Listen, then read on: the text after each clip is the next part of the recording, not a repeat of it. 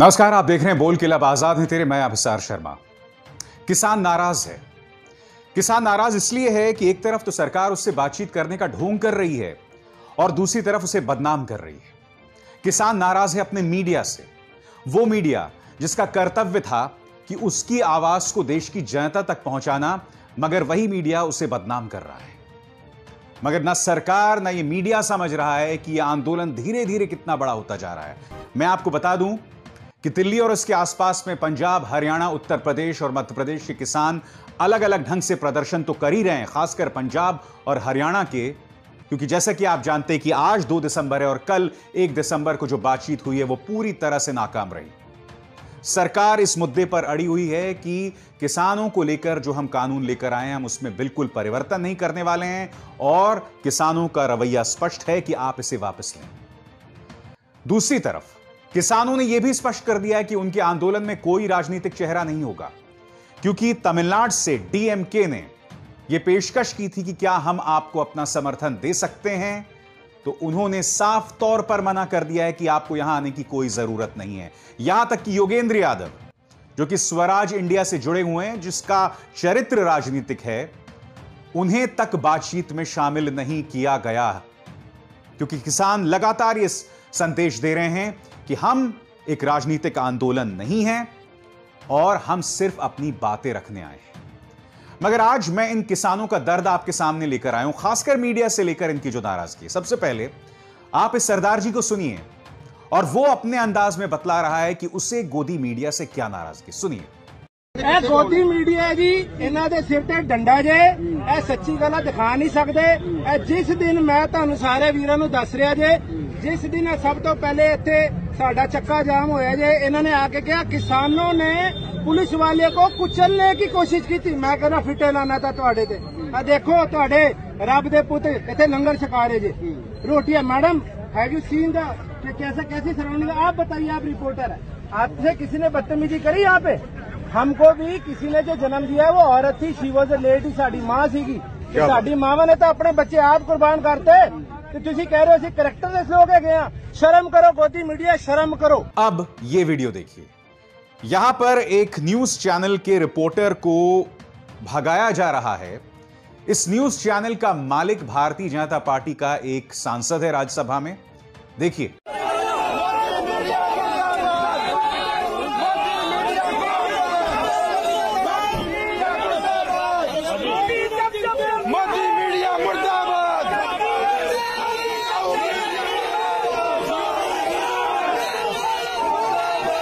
बात यहां नहीं रुकती, मैं आपको बताता हूं कल क्या हुआ। दरअसल एक न्यूज चैनल में, जो शायद सबसे लोकप्रिय चैनल है, उसके एक छुट भैया 1.5 फुटिया दंगाबाज एंकर ने यह कहा था कि किसानों का आंदोलन दरअसल शाहीन बाग पार्ट 2 है। तब किसानों ने उस चैनल के रिपोर्टर को घेरा और उससे कहा कि आप इस मुद्दे पर माफी मांगे। उस रिपोर्टर को, उस 1.5 फुटिया दंगेबाज को फोन कॉल करना पड़ा इस मुद्दे को लेकर। अब एक और वीडियो देखिए दोस्तों। यहां पर एक और न्यूज चैनल से कहा जा रहा है आप वापस जाइए। हम पंजाब में 2 महीने से बैठे हैं, आप कहां थे? आज यहां आ गए हैं तो आप करा रहे हैं ऐसे है। गोदी मीडिया मुर्दाबाद, मुर्दाबाद, मुर्दाबाद। यह अपने आप में अप्रत्याशित है, क्योंकि देखिए अन्ना आंदोलन जो है वो सफल इसलिए हुआ था क्योंकि उसे मीडिया का जबरदस्त साथ मिला था। सरकार ने कहीं पर भी उस वक्त मीडिया पर अंकुश नहीं डाला था अन्ना आंदोलन को कवर करने के लिए। सरकार एक के बाद एक गलतियां कर रही थी।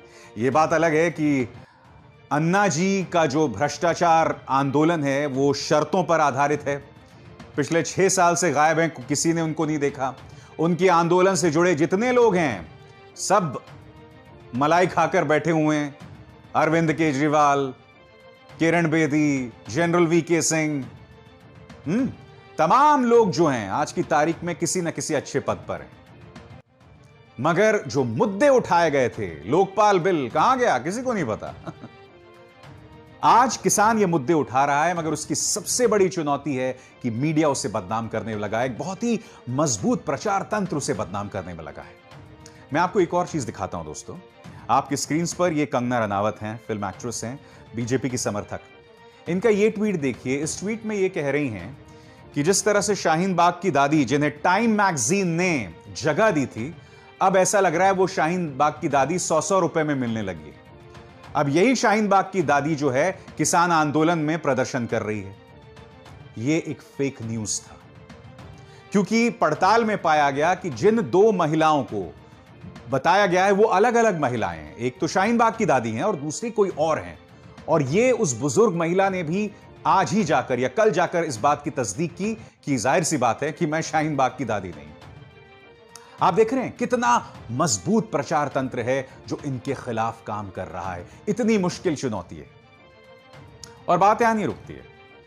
अब मैं आपको सुनवाना चाहूंगा इस मुद्दे पर। आप एक तरह से अंतर्राष्ट्रीय दखल भी हो रहा है, हालांकि वो भी राजनीति से प्रेरित है। कनाडा के प्रधानमंत्री जस्टिन ट्रूडो का मैं आपको बयान सुनाना चाहूंगा। जस्टिन ट्रूडो जो हैं वो कह रहे हैं कि हम शांतिपूर्ण आंदोलनों के पक्ष में हैं और हम भारत से मुद्दा उठाएंगे। सुनिए जस्टिन ट्रूडो क्या कह रहे हैं। Canada will always be there to defend the right of peaceful protest. We believe in the importance of dialogue, and that's why we've reached out through multiple means directly to the Indian authorities to highlight our concerns. अब मैं एक बात स्पष्ट कर दूं, हमें इस मुगालते में नहीं होना चाहिए कि कनाडा में सिखों की एक बहुत बड़ी आबादी है और जस्टिन ट्रूडो ये बात सिर्फ राजनीति से प्रेरित होकर कह रहे हैं, मगर कोई बहुत वाहियात बात उन्होंने नहीं की। वो यही कह रहे हैं कि भाई हम शांतिपूर्ण आंदोलनों के पक्ष में हैं, ये दखल हो सकता है। मगर अब मैं आपको बतलाना चाहता हूं कि विदेश मंत्रालय ने क्या प्रतिक्रिया दी। We have seen some ill informed comments by Canadian leaders relating to farmers in India. These are unwarranted, especially when pertaining to internal affairs of a democratic country. It's also best that diplomatic conversations aren't misrepresented for political purposes. ये बोल रहे हैं MEA के प्रवक्ता अनुराग श्रीवास्तव, जिसमें वो ये कह रहे हैं कि कनाडा के जो प्रधानमंत्री हैं वो जानकारी रहित है और लोगों के दूसरे देशों के आंतरिक मामलों में दखल नहीं देना चाहिए। बहुत ही खूबसूरत बात कही आपने अनुराग, मगर मैं बीजेपी सरकार को एक बात याद दिलाना चाहूंगा। याद है? अब की बार याद है या भूल गए? फिर से देखिए। अब की बार ट्रंप सरकार।